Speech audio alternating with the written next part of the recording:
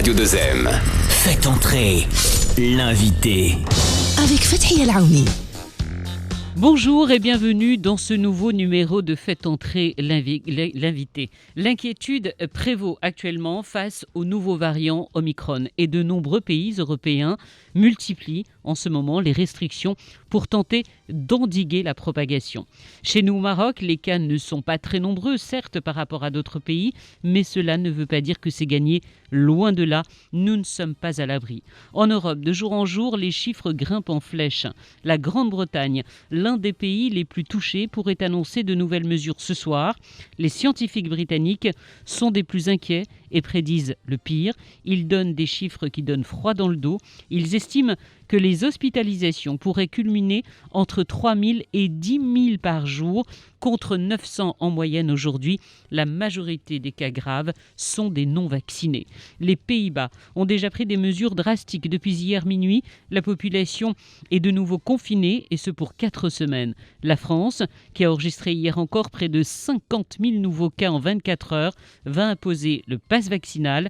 Des pays déconseillent à leurs ressortissants de se rendre en France. C'est le cas par exemple d'Israël. Ceux qui tirent la sonnette d'alarme en ce moment, et depuis des mois maintenant, c'est bien évidemment le personnel soignant qui est au front chaque jour. En France, par exemple, après près de 2 ans de mobilisation, le personnel soignant est à bout. Sur les réseaux sociaux, les médecins urgentistes appellent la population à se faire vacciner au plus vite. Certains en arrivent à supplier pour qu'ils puissent sauver des vies. Certains services ne peuvent plus, face en particulier, bien évidemment, à l'afflux de patients. Avec nous, Mathias Vargon. Il est médecin urgentiste, chef de service des urgences de l'hôpital de La Fontaine à Saint-Denis, en Île-de-France. Bonjour. Bonjour. Je sais que vous êtes très pris, mais merci de nous accorder quelques minutes. C'est important pour nous. Sur les réseaux sociaux, nombre de messages d'urgentistes qui n'en peuvent plus. Vous aussi, vous êtes en colère ?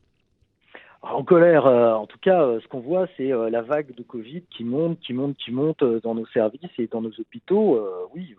C'est pas une question de colère, c'est une question d'être extrêmement inquiet sur ce qui va se passer. Sur les plateaux de télévision, sur les chaînes françaises, on ne cesse d'alerter. Qu'est-ce qui vous révolte le plus, vous, en tant que médecin urgentiste ? L'inconscience ? Le déni des non-vaccinés ? Ce qui est extrêmement inquiétant, c'est à la fois les gens qui ne veulent pas se faire vacciner, et on en a quand même 10%. Alors 10%, ça semble rien. 10-15%, ça semble rien, mais c'est 6 à 9 millions de personnes. 6 à 9 millions de personnes, c'est un réservoir énorme pour le Covid, pour faire circuler le Covid, même s'il circule chez les vaccinés. Il ne faut pas dire que ça empêche complètement la circulation. Ça la diminue, ça diminue les cas graves, on le sait. Et avec l'arrivée de Omicron qui semble-t-il, est beaucoup plus contagieux, tout ça risque de flamber et de dépasser les capacités de nos hôpitaux.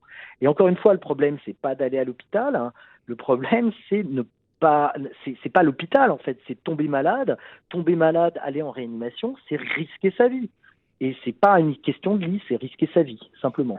Dans votre hôpital, par exemple, les cas en réanimation sont dans quelle moyenne d'âge ? Alors, ils sont plus jeunes que lors des vagues précédentes. En fait, on a eu beaucoup de jeunes de moins de 50 ans. Et nous, on limite le nombre de cas, en fait. Il faut comprendre que, en fait, le nombre de cas qu'on a dans notre hôpital, qui est d'une dizaine en réanimation, en fait, c'est limité. C'est-à-dire qu'on a décidé qu'on n'en prendrait pas plus, et les autres sont donc transférés dans d'autres services, dans d'autres hôpitaux, évidemment. Et quel est, j'imagine que vous êtes en contact permanent avec d'autres hôpitaux, d'autres médecins urgentistes, d'autres chefs de clinique. Quelle est la proportion des personnes vaccinées et non vaccinées ? Alors, ça Parce change que tous les toute la jours. question est là aujourd'hui. En fait, non, la question, elle n'est pas là, elle est résolue, la question. C'est-à-dire que la proportion à l'hôpital qu'on reçoit, elle est différente parce qu'il y a beaucoup plus de vaccinés. Donc, en fait, c'est pas par le nombre qu'il faut compter, c'est par le taux. C'est-à-dire le nombre de vaccinés qui sont hospitalisés sur la masse de vaccinés et le nombre de non-vaccinés qui sont hospitalisés sur la masse de non-vaccinés. Et là, il n'y a pas photo. Vous avez beaucoup plus de risques d'aller à l'hôpital si vous n'êtes pas vacciné que si vous êtes vacciné. Même si, au fond, si vous avez 50 millions de gens qui sont vaccinés, si vous en avez 1%, alors c'est 0,01, mais c'est plus facile de compter comme ça. Si vous avez 1% de personnes, ça vous fait beaucoup plus de monde que si vous avez 5% de gens non vaccinés, c'est-à-dire 6 millions. Je ne suis pas très clair là, mais en gros, il faut se vacciner. Le taux de patients hospitalisés, il est important chez les non-vaccinés, pas chez les vaccinés. Nous sommes, et c'est rien de le dire, face à des antivax, et chez nous aussi d'ailleurs au Maroc, en force sur les réseaux sociaux. Et beaucoup disent que ce sont des messages plus convaincants que ceux des politiques.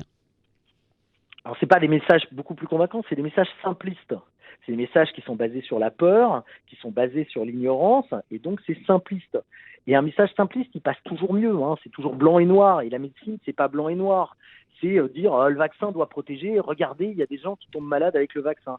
Oui, quand il pleut, vous êtes mouillé par la pluie, même quand vous avez un impair, quand il pleut très fort. Vous pouvez avoir une voiture, une ceinture de sécurité, et quand même être blessé dans un accident.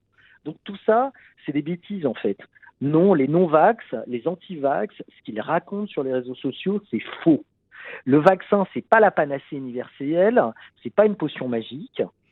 Mais ce que les anti-vax disent, ils se servent en fait des problèmes de la vaccination, et il y en a, pour être anti-vax. Mais ce qu'ils racontent, c'est faux, en fait.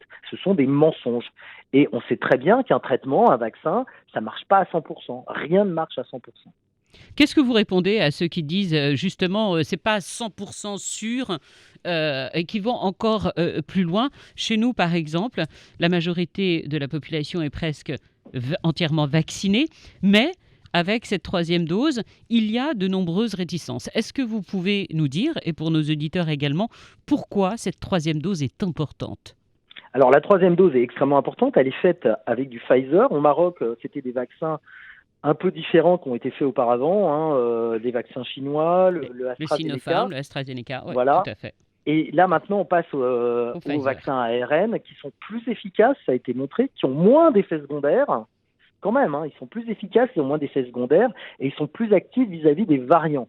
Donc oui, il faut se vacciner. Et la troisième dose, on a vu qu'elle remontait l'immunité. Même face au nouveau variant qui s'appelle Omicron, elle remonte l'immunité. Il faut absolument se faire vacciner 3 doses. On voit la différence dans toutes les études entre les gens vaccinés 2 doses, notamment avec l'AstraZeneca, et ceux qui sont vaccinés 3 doses avec du Pfizer ou du Moderna. C'est beaucoup, beaucoup plus efficace et ça évite beaucoup de formes graves. Est-ce que vous comprenez, vous, et je l'imagine puisque vous êtes sur le terrain chaque jour, on peut comprendre la lassitude. Personne ne s'attendait à ce que ce soit si long. Personne ne pensait qu'après l'apparition du Covid, 2 ans plus tard, on en serait encore là. Et beaucoup disent, même si la majorité sont allés se faire vacciner, beaucoup disent, non mais attendez, si on fait la troisième, on va nous en remettre une quatrième tout de suite après. Peut-être. Et alors? C'est une pandémie mondiale.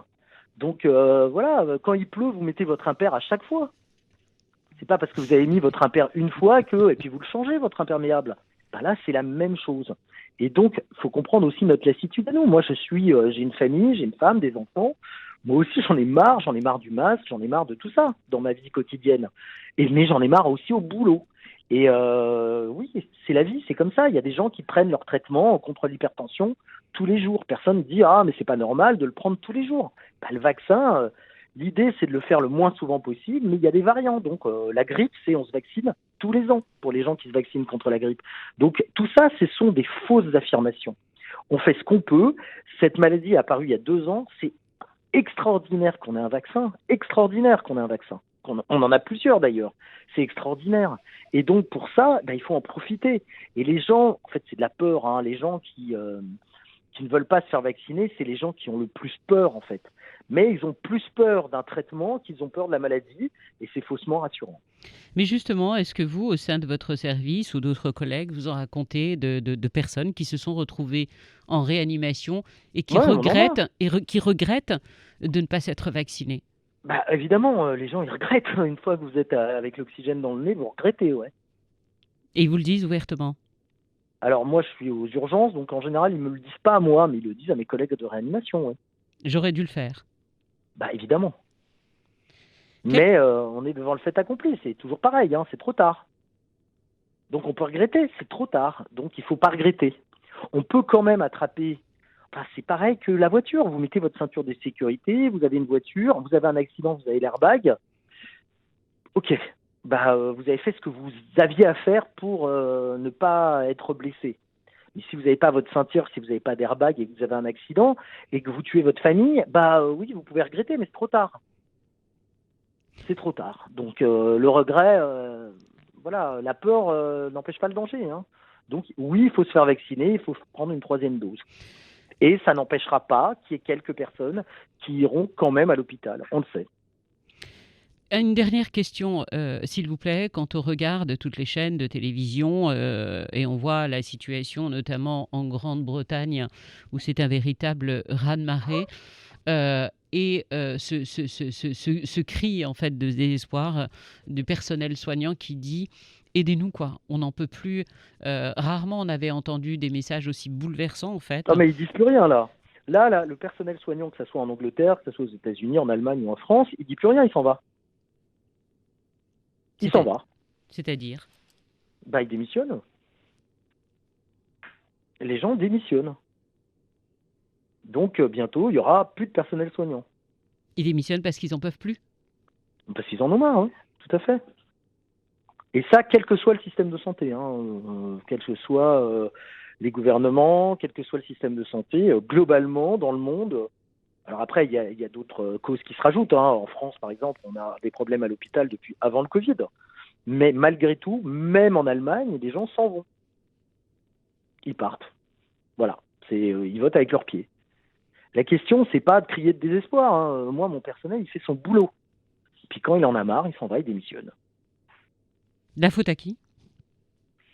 La faute au système, la faute au Covid aussi. C'est pas qu'une question de gens. C'est une pandémie, c'est exténuant, ça ne s'arrête pas. Les gens en ont marre de porter le masque depuis 2 ans. Nous, on en a marre de recevoir du Covid depuis 2 ans, de pas avoir. Vous avez un boulot où vous n'avez pas de perspective parce que vous faites que du Covid. Voilà. C'est la vie, c'est la pandémie. Mais disons que si les gens se vaccinaient, s'il y avait une pression un peu moindre sur l'hôpital, si on n'était pas obligé de se taper des conneries à la télé ou sur les réseaux sociaux, ça serait un peu plus facile quand même. Vous aussi, vous êtes dans cette situation-là où vous vous dites un jour je lâcherai prise? Ouais. Peut-être, j'en sais rien. Non, pas pour l'instant. Mais je suis trop vieux, je sais pas quoi faire derrière. Mais moi, j'ai des collègues beaucoup plus jeunes.